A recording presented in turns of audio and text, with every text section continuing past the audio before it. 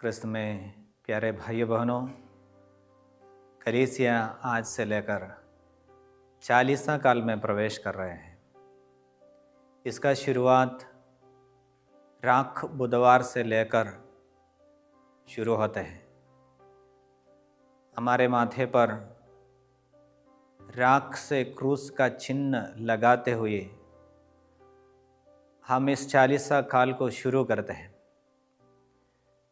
40वां काल के बारे में जब बताते हैं, ये 40वां काल 40 दिन उपवास प्रार्थना करते हुए हमारे जीवन को पाप से निकालते हुए पवित्रता की ओर ले आने का, और हम जो पाप किए हैं प्रायश्चित करते हुए एक नया जीवन शुरू करने का समय है ये 40वां काल। 40वां काल में 3 बात को हम विशेष रूप से याद करते हैं।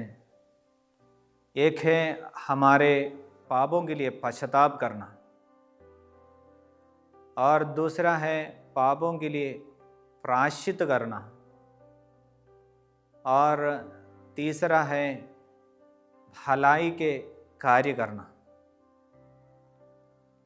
हम पुराने विधान से लेकर जब देखते हैं, उपवास करते हुए और शरीर पर राख डालते हुए, वे पश्चाताप करते हुए प्रार्थना करते हुए हम पुराना विधान में देखते हैं।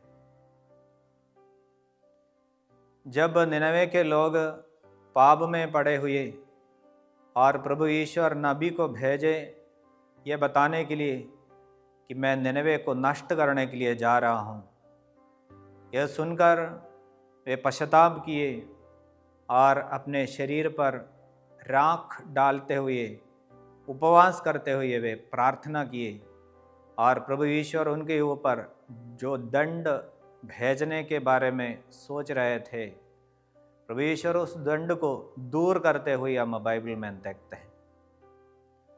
और नया विधान में जब आते हैं, यीशु और यूहन्ना बपतिस्मा भी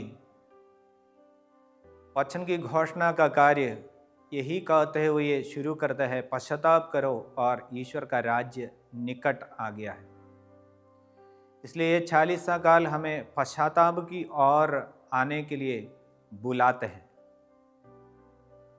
हम फिर से देखते हैं, प्रभु यीशु भी 40 दिन रात उपवास करते हुए प्रार्थना करते हैं।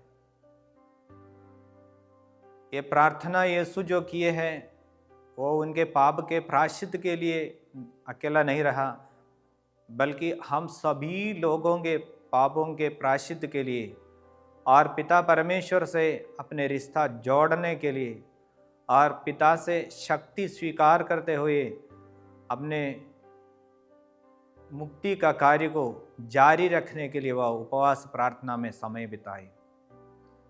हम भी ये 40 दिन में जब प्रार्थना में समय बिताते हैं, उपवास करते हैं, कलीसिया ये बताती है 18 साल से 59 साल तक के लोग उपवास करना और प्रार्थना करना, और 14 से लेकर 18 साल तक के लोग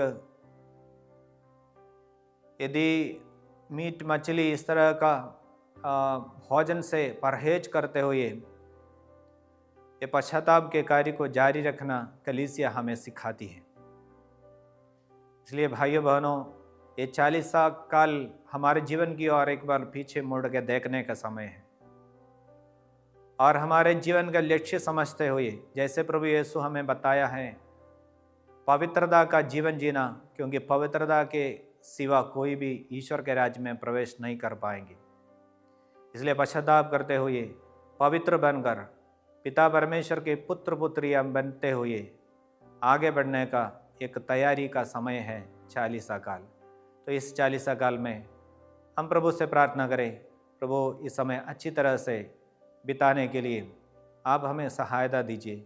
ये 40वां काल हमारे लिए अनुग्रह का एक समय बन जाने दे, एक नया व्यक्ति बन जाने का समय बन जाने दे। आप सबों को जय यीशु।